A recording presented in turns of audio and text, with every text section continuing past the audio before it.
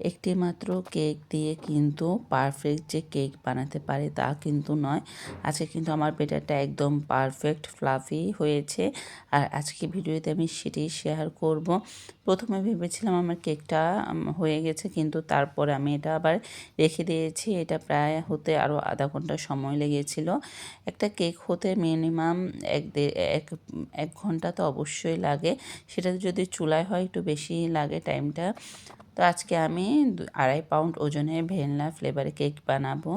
আমার ব্যাটারটা দেখতে পাচ্ছেন কতটা পারফেক্ট হয়েছে। আমি প্রথমে ভেবেছিলাম না আমার কেকটা হয়েছে একদম ভিতরে কাঁচায় রয়ে গেছে। আর এটা যখন হয়ে গেছিলো আরও 30 মিনিট রাখার পরে তারপর আমার কেকটা পারফেক্ট হয়েছে। আর কেক বানাতে গেলে যে সেটা যে পারফেক্ট কিছু কিছু কারণে পারফেক্ট হয়।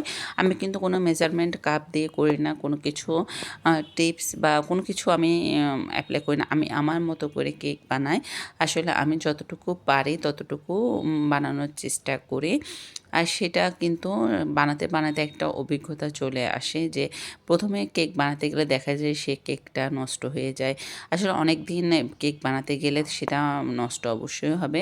যখন বানাতে বানাতে এক পর্যায়ে দেখা যাবে যে কেকটা পারফেক্টভাবে আপনারা তৈরি করতে পারবেন। যখনই দেখা যায় কেকটা পারফেক্ট হয় তখনও কিন্তু খুবই ভালো লাগে। আর এখানে কিন্তু আমি বাচ্চারা যেহেতু খাবে, অনেকে বলবে আপু ডেকোরেশন কেন করেননি বা ক্রিম এত অল্প কেন? আমার বাচ্চারা যেহেতু ক্রিম কম পছন্দ করে, আমিও পার্সোনালি ক্রিম খেতে কম পছন্দ করি, যার কারণে সামান্য ক্রিমে আমি কেকটা পুরোটাই সেট করে নিয়েছি হোয়াইট চকলেট গানাশ দিয়ে। আর চকলেট তো বাচ্চারা পছন্দ করে, তাই না? সেজন্য হোয়াইট চকলেট দিয়েছি। আর এখানে আমি সবগুলো কেক এক এক করে বক্সে রেখে দিব।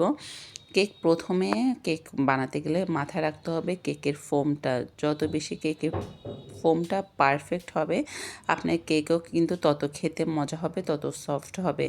আর সবসময় কেক পারফেক্ট হতে গেলে কিন্তু কুসুম আলাদা করে বিট করতে হবে। যদি একসাথে বিট করেন তাহলে কিন্তু কেকের ফোমটা সহজে হতে চায় না, অনেক সময় লাগে। আর আমার আজকের কেকটা দেখতে পাচ্ছেন কতটা সফট হয়েছে। আর শুকনো উপকরণগুলো যখন একসাথে মিক্সড করবেন তখন কিন্তু খুব সাবধানভাবে আলতো হাতে মিশাতে হবে। যদি তাড়াহুড়া করেন তাহলে কেকের ব্যাটারটা কিন্তু নষ্ট হয়ে যাবে, কেক চুপসে যাবে এবং কেকের ফোমও নষ্ট হয়ে যেতে পারে। তাই সবসময় মাথায় রেখে সব কিছু আস্তে ধীরে কাজটা করতে হবে। যেহেতু কেক একটি সেন্সিটিভ জিনিস, বা কেকে একটু যদি গরমিল হয় কিন্তু কেক হতে চায় না, সেটা কিন্তু আমি বারবারই বলছি।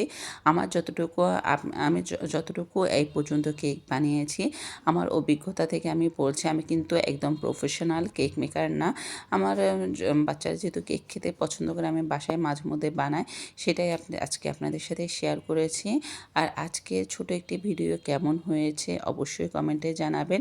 সবাই ভালো থাকবেন, সুস্থ থাকবেন, আমাদের জন্য দোয়া করবেন। আসসালামু আলাইকুম।